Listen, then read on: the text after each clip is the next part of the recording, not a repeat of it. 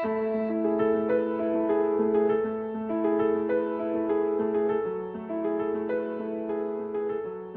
तिसरा, भारताची सुरक्षा व्यवस्था.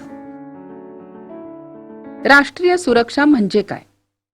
तर आंतरराष्ट्रीय व्यवस्था सार्वभौम राष्ट्रांची बनलेली आहे.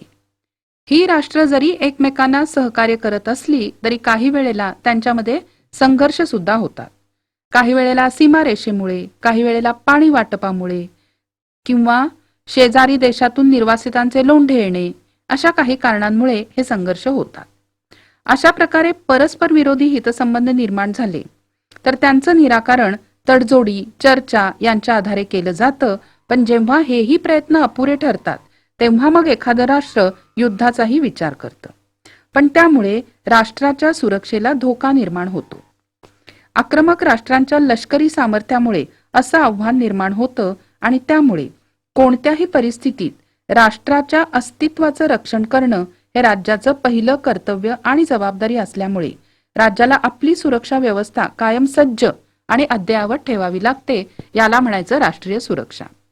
आता राष्ट्रीय सुरक्षेचं जतन करायचे मार्ग कोणते? राष्ट्राच्या सुरक्षेचा संबंध भौगोलिकतेशी जोडलेला आहे. भौगोलिकदृष्ट्या अधिक जवळ असणाऱ्या राष्ट्रांकडून राष्ट्रीय सुरक्षेला धोका असतो. त्यामुळेच कोणता धोका आहे आणि तो कोणाकडून आला आहे हे ओळखणं महत्वाचं. हा धोका जर दूर ठेवायचा असेल तर राष्ट्राला आपली लष्करी ताकद वाढवावी लागते आणि त्यासाठी शस्त्रास्त्र निर्मिती, संरक्षण दलांचं आधुनिकीकरण हे मार्ग अवलंबले जातात. युद्धाच्या मार्गाने संघर्ष निराकरण करणं आणि राष्ट्रीय सुरक्षेची जपणूक करणं अधिक तणावाचं आणि आंतरराष्ट्रीय शांतता धोक्यात आणणारं असतं. म्हणून काही राष्ट्र अन्य राष्ट्रांचा पाठिंबा मिळवून राष्ट्रीय सुरक्षेला असणारा धोका कमी करण्याचा प्रयत्न करतात. भारताची सुरक्षा यंत्रणा. भूदल, नौदल आणि वायुदल या संरक्षण करणाऱ्या 3 दलांचा भारताच्या सुरक्षा यंत्रणेत समावेश आहे.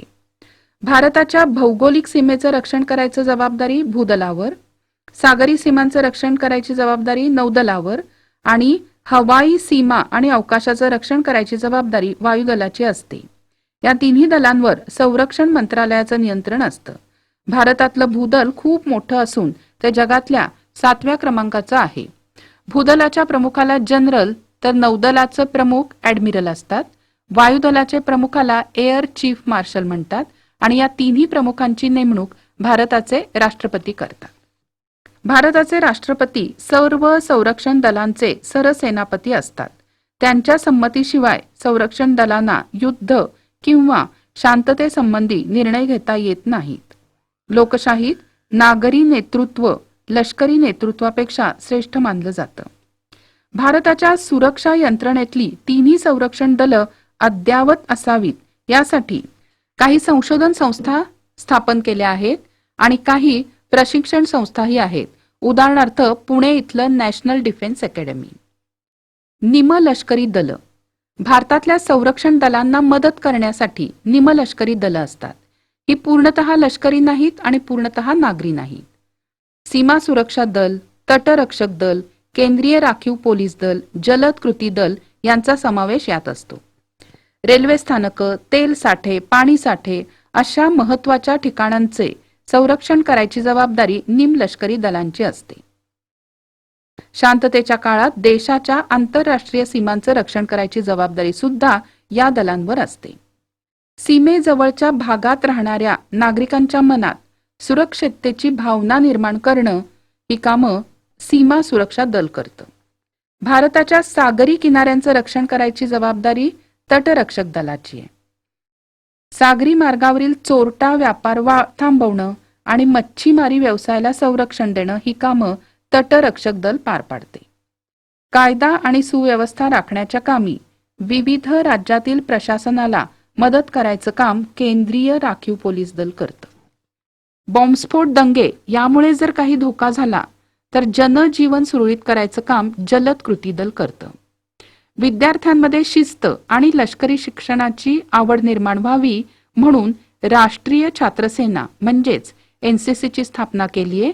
यात शाळा महाविद्यालयातील विद्यार्थी विद्यार्थिनींना सहभागी होता येतं. गृहरक्षक दल. स्वातंत्र्यपूर्व काळात गृहरक्षक दल म्हणजे होमगार्ड ही संघटना स्थापन करण्यात आली. यात सहभागी होऊन नागरिक देशाच्या संरक्षणाला सहाय्यभूत करतात. 20 ते 35 वर्षे वयोगटातील कोणत्याही स्त्री पुरुषांना यात भरती होता येतं. पोलिसांच्या बरोबरीनेच दंगल व बंद काळात दूध, पाणी यांचा पुरवठा करणे, भूकंप, पूर अशा आपत्तींच्या वेळी लोकांना मदत करणे ही कामं हे दल पार पाडतं. भारताच्या सुरक्षिततेपुढची आव्हानं.